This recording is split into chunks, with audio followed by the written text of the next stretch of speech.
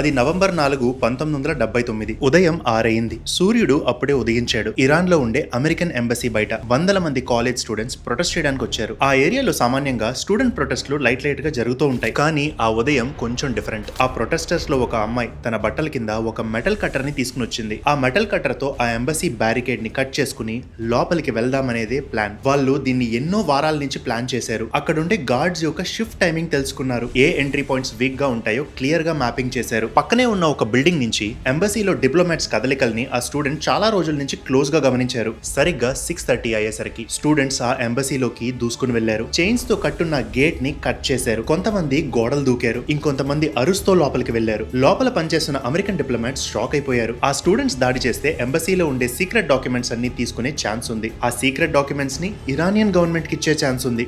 అందుకు ఆ secret and classified files ని ష్రెడ్డింగ్ చేద్దామని అనుకున్నారు. ష్రెడ్డింగ్ అంటే పేపర్స్ ని చిన్న చిన్న ముక్కలు చేయడం.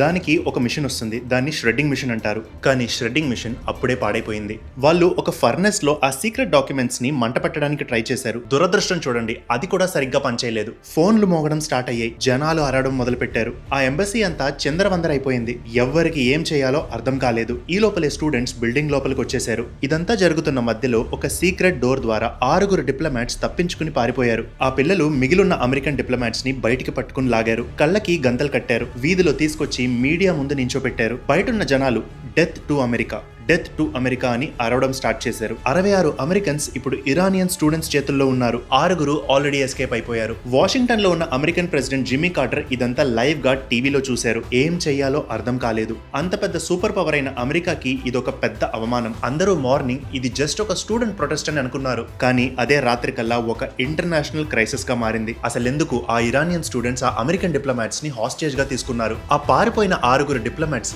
ఎలా జేమ్స్ బాండ్ స్టైల్లో తప్పించుకుని బయటపడతారు? చివరికి అసలు ఏం జరిగింది? పదండి ఈ వీడియోలో ఈ కథని డీటెయిల్డ్ గా తెలుసుకుందాం. కథని మొదటి నుంచి స్టార్ట్ చేద్దాం.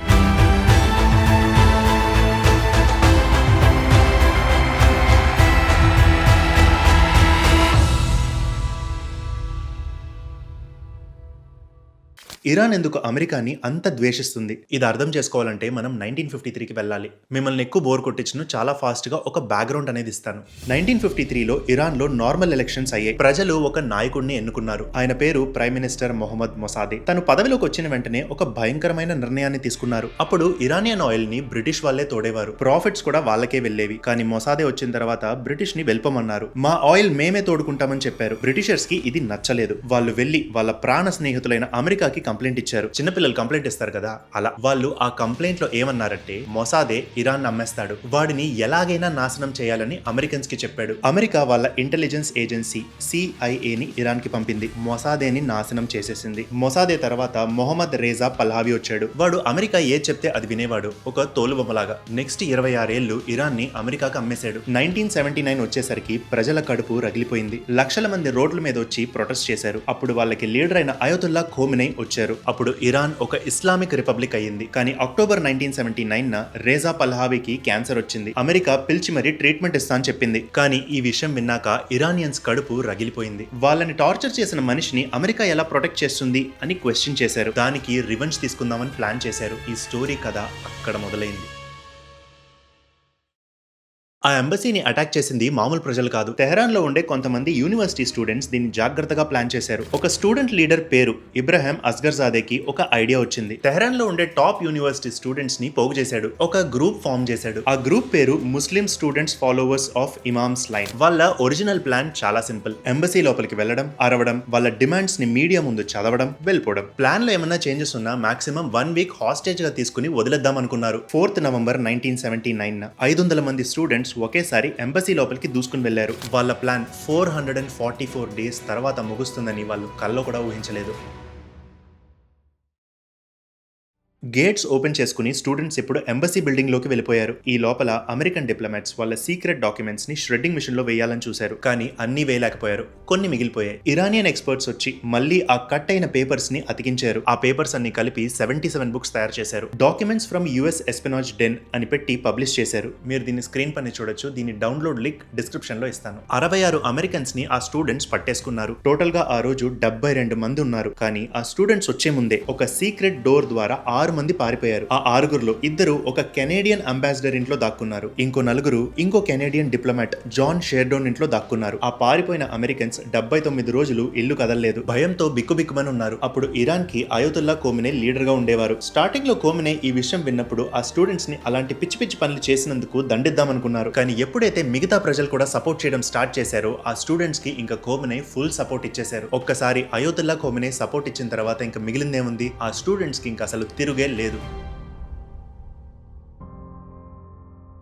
అమెరికా ముందు ఆ స్టూడెంట్స్ 3 డిమాండ్స్ పెట్టారు. ఒకటి, రేజా షా ఎవరైతే అమెరికాలో ట్రీట్మెంట్ తీసుకుంటున్నాడో వాడిని ఇరాన్ కి తిరిగి పంపాలని. రెండోది, అమెరికా అంతవరకు ఇరాన్ పై బోల్డ్ అని అత్యాచారాలు చేసింది. ఆ అత్యాచారాలు చేసినందుకు అమెరికా సారీ చెప్పాలని కోరుకున్నారు. మూడోది, అమెరికా ఏమో ఇరాన్ యొక్క $8 బిలియన్ ఫ్రీజ్ చేసి పెట్టింది, అది రిలీజ్ చేయాలని కోరుకున్నారు. అప్పట్లో ప్రెసిడెంట్ జిమ్మీ కార్టర్ ఈ మూడిటికి నో చెప్పేశాడు. రేజా షా క్యాన్సర్ తో నెక్స్ట్ ఇయర్ చనిపోయాడు, అంటే 1980లో చనిపోయాడు. సో ఆ స్టూడెంట్స్ యొక్క ఫస్ట్ డిమాండే పప్పైపోయింది. ఇరాన్ లో ఖోమెనీ ఈ క్రైసిస్ ని అవకాశంగా తీసుకుని ఇష్టం వచ్చినట్టు రూల్స్ పెట్టడం మొదలుపెట్టాడు.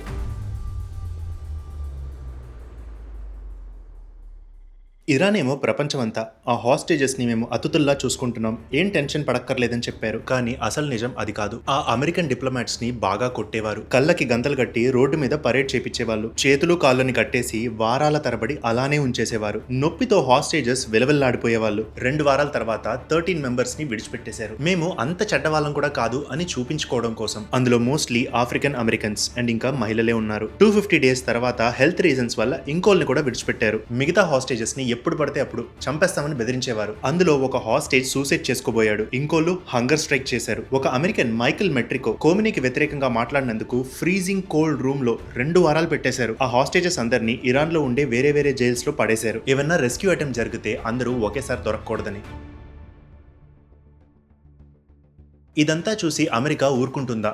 ఊరుకోదు. ఒక రెస్క్యూ ప్లాన్ తయారు చేసింది. అప్పట్లో అమెరికన్ ప్రెసిడెంట్ అయిన జిమ్మీ కార్టర్ కి అమెరికన్ జనాల నుంచి హెవీ ప్రెషర్ ఉండింది. అమెరికన్స్ $8 బిలియన్ ఇరానియన్ డబ్బుల్ని ఫ్రీజ్ చేసినా ఇరానియన్స్ కి ఏం ఫరక్ పడలేదు. అప్పుడు జిమ్మీ కార్టర్ ఒక సీక్రెట్ మిషన్ ని ప్లాన్ చేశారు. దాని పేరు ఆపరేషన్ ఈగిల్ క్లా. 24th April 1980 8 military helicopters USS నిమిట్స్ అనే ఎయిర్ క్రాఫ్ట్ క్యారియర్ మీద నుంచి టేక్ ఆఫ్ అయ్యాయి. ఆ హెలికాప్టర్స్ అన్ని ఇరానియన్ ఎడారిలో ఒక పాయింట్ కి వెళ్ళాలి. అక్కడ వాళ్ళ రీఫ్యూలింగ్ జరుగుతుంది. దాని తర్వాత తెహరన్ కి వెళ్లి వాళ్ళని రెస్క్యూ చేయాలి. ఆ హెలికాప్టర్స్ ఫ్లై చేస్తున్నప్పుడు ఒకళ్ళొక్కళ్ళతో మాట్లాడుకోలేదు. ఫుల్ రేడియో సైలెన్స్ మెయింటైన్ చేశారు. కానీ ఒక ప్రాబ్లం వచ్చింది. అదే టైంలో ఆ ఎడార్లో ఒక డస్ట్ స్ట్రామ్ వచ్చింది. ఆ డస్ట్ స్ట్రామ్ తో 2 హెలికాప్టర్స్ పాడైపోయాయి. ఇంకో హెలికాప్టర్ కి ఆ ఎడారిలోనే మెకానికల్ ఫెయిలియర్ అయ్యింది. ఆ మిషన్ కోసం కనీసం 6 హెలికాప్టర్స్ కావాలి. కానీ 3 పాడైపోయాయి కాబట్టి ఇప్పుడు 5 మిగిలాయి. ఆ రెస్క్యూ మిషన్ ని ఇంకా క్యాన్సిల్ చేసేశారు. సరే ఇంకా లాభం లేదని ఆ 5 హెలికాప్టర్స్ రిటర్న్ వెళ్ళిపోతూ ఉండగా ఇంకో హెలికాప్టర్ ఆ డెసర్ట్ లోనే క్రాష్ అయిపోయింది. ఆ మిషన్ ఒక పెద్ద ఫెయిలియర్ గా మారిపోయింది. ఖోమెనీ ఇదే ఛాన్స్ అని పబ్లిక్ లోకి వచ్చి అల్లానే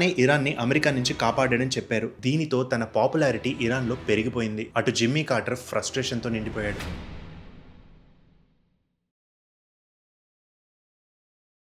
ఓకే, మనం ముందు 6 ఎస్కేప్ అయ్యారని చెప్పాను కదా, ఇప్పుడు వాళ్ళ గురించి మాట్లాడుకుందాం. ఆ 6 వెళ్లి కెనేడియన్ డిప్లొమాట్స్ ఇంట్లో దాక్కున్నారు. ఈ హెలికాప్టర్ క్రాష్ సంఘటన తర్వాత ఇప్పుడు అమెరికా కళ్ళు ఈ 6పై పడ్డాయి. అట్లీస్ట్ వాళ్ళనైనా ఇరాన్ నుంచి బయటికి లాగదామని ఒక స్కెచ్ వేశారు. అమెరికన్ ఇంటెలిజెన్స్ ఏజెన్సీ అయిన CIA ఒక ప్లాన్ వేసింది. ప్లాన్ ఏంటంటే 2 CIA ఏజెంట్స్ ఇరాన్ కి ఒక సినిమా షూటింగ్ అని చెప్పి వెళ్తారు. ఆ సినిమా పేరు ఆర్గో. అది ఒక సైన్స్ ఫిక్షన్ ఫిల్మ్ అని చెప్తారు. ఆ సినిమాకి లొకేషన్స్ వెతకడం కోసం ఇరాన్ కి వచ్చామని చెప్దామనుకున్నారు. అదే వాళ్ళ కవరింగ్. కెనేడియన్ గవర్నమెంట్ తో మాట్లాడి ఆ 2 CIA ఏజెంట్స్ కి ఇంకా ఆ 6 అమెరికన్ డిప్లొమాట్స్ కి కెనేడియన్ పాస్పోర్ట్స్ తయారు చేశారు. వెళ్ళేటప్పుడు ఆ 2 ఈ 8 పాస్పోర్ట్స్ తీసుకుని వెళ్ళిపోయారు. వాళ్ళకి fake Canadian names, fake jobs ఇంకా ఫేక్ కెనేడియన్ టైటిల్స్ ఇచ్చారు. 28th జనవరి 1980 ఆ 6 diplomats and 2 CIA agents Iran సెక్యూరిటీకి నామం పెట్టి వెళ్ళిపోయారు. ఎవ్వరికీ డౌట్ రాలేదు. ప్లాన్ పర్ఫెక్ట్ గా పనిచేసింది. ఈ CIA చేసిన ఆపరేషన్ కూడా చాలా ఇంట్రెస్టింగ్ గా ఉంటుంది. దీని గురించి కూడా వీడియో కావాలి అంటే తప్పకుండా కమెంట్ చేసి చెప్పండి, ఒక డీటెయిల్డ్ వీడియో చేస్తాను. ఈ హాస్టేజ్ క్రైసిస్ కి ముగింపు నెగోషియేషన్స్ వల్ల రాలేదు, ఇంకో యుద్ధం వల్ల వచ్చింది. సెప్టెంబర్ 1980 ఇరాక్ ఇరాన్ పై దాడి చేసింది. వాళ్ళిద్దరూ యుద్ధంలోకి దిగారు. యుద్ధం చేయడానికి ఇప్పుడు ఇరాన్ కి డబ్బులు కావాలి. గుర్తుందా, అమెరికా దగ్గర $8 బిలియన్ ఆల్రెడీ ఫ్రీజ్ చేసి ఉంది. సో అమెరికాతో ఒక అగ్రిమెంట్ చేసుకుని ఆ 52 అమెరికన్ డిప్లొమాట్స్ ని విడిచిపెట్టారు అండ్ ఆ $8 బిలియన్ తీసుకేసుకున్నారు. ఆ 52 మంది తెహరన్ నుంచి అల్జీరియాకి, అల్జీరియా నుంచి జర్మనీకి, దాని తర్వాత ఐర్లాండ్ కి అండ్ ఫైనల్ గా అమెరికా చేరుకున్నారు. అమెరికన్ ప్రజలు సెలబ్రేట్ చేసుకున్నారు. ఆ 52 మందికి ఒక్కొక్కరికి $4.4 మిలియన్ కాంపెన్సేషన్ ఇచ్చారు. ఇరాన్ కి కావాల్సిన 3 డిమాండ్స్ లో ఒక్కటి కూడా దొరకలేదు. రేజా షాని దండిద్దాం అనుకున్నారు, వాడు చనిపోయారు. అమెరికాని సారీ చెప్పమన్నాడు, చెప్పలేదు. ఆ సంఘటన తర్వాత అమెరికా అండ్ ఇరాన్ మధ్యన డిప్లొమాటిక్ టైస్ పూర్తిగా ఆగిపోయాయి. ఇరాన్ లో ఇప్పుడు అమెరికన్ ఎంబసీ లేదు, అమెరికాలో ఇరానియన్ ఎంబసీ లేదు. కెనడా ఇలా మోసం చేసింది అని తెలిసాక కెనడాతో కూడా సంబంధాలు కట్ చేసుకున్నారు. ఇప్పుడు కెనడియన్ ఎంబసీ కూడా ఇరాన్ లో లేదు. ఇది కథ. అంతేనండి ఈ వీడియో నచ్చితే తప్పకుండా ఒక లైక్ చేయండి. యూట్యూబ్ దేవత సంతోషపడుతుంది. ఛానల్ ని ఇంతవరకు సబ్స్క్రైబ్ చేయకపోతే చేసి వెళ్ళండి. మళ్ళీ ఇంకో వీడియోలో కలుద్దాం. అంతవరకు సెలవు. జై హింద్.